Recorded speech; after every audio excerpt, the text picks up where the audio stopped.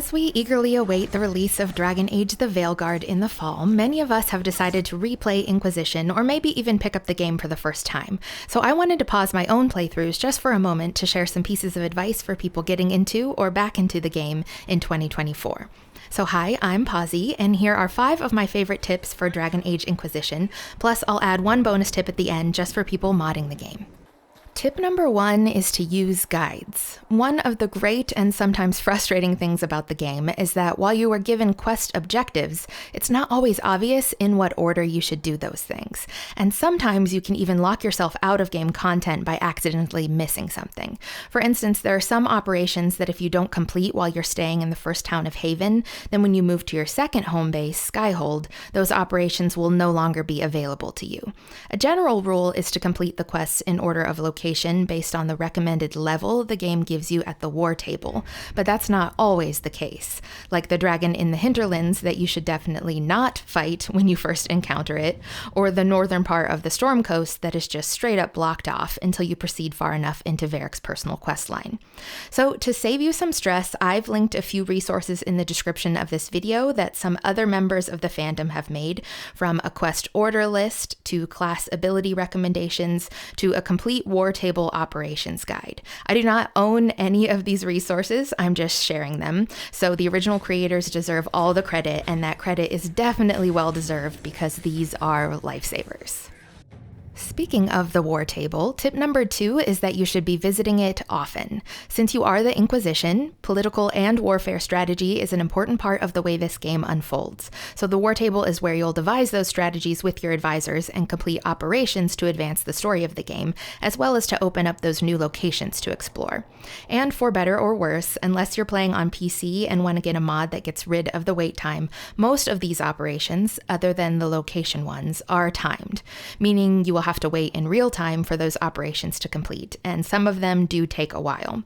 That's why you should be visiting the war table often. You should always have all 3 advisors working on something for you while you're off running around in the world. So while you're closing rifts and recruiting allies, don't forget to take a break frequently to run back to home base and get an operation cooking.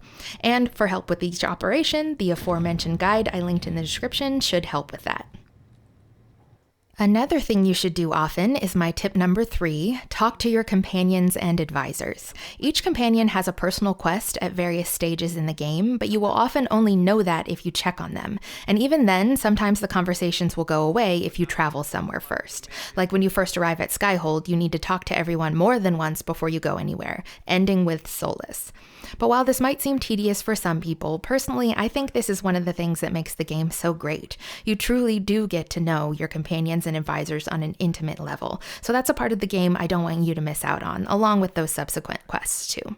Tip number 4 is to take your time with the lore of the game. In Thedas, words like the Chantry, Darkspawn, Grey Wardens, the Fade, the Veil, Circles, Templars, and so much more are thrown around left and right, which can be quite overwhelming, especially if you've never played Origins or Dragon Age 2. But I also began by playing Inquisition first, back in 2014, and while I did rush to play Origins right after that, I only finished my first official DA2 playthrough just last month. So most of the lore I picked up was just by taking my time in the game, reading all the codexes and notes, and even then there are still new things I'm learning about the world even now. So if I need more of an explanation for something, there are some great resources out there that explain things in detail, from the Dragon Age wiki, to books and comics, to fan blogs, to whole YouTube channels that are solely dedicated to DA lore.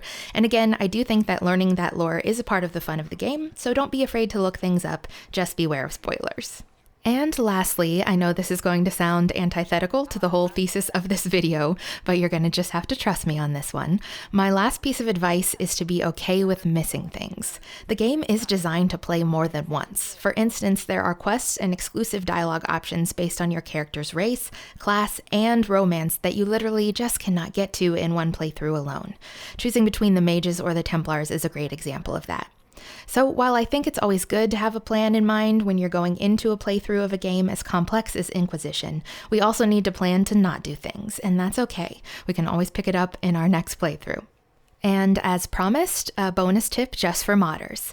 So there are 2 ways to mod Inquisition, and you can use them both, but if this is your first time modding the game, I would just pick one, either the DA Mod Manager or the Frosty Mod Manager. I'm using both right now, but when I first started modding Inquisition, I personally like to only use Frosty because the mods are more easily configurable, plus there are some .dai mods that can actually be used with Frosty just fine.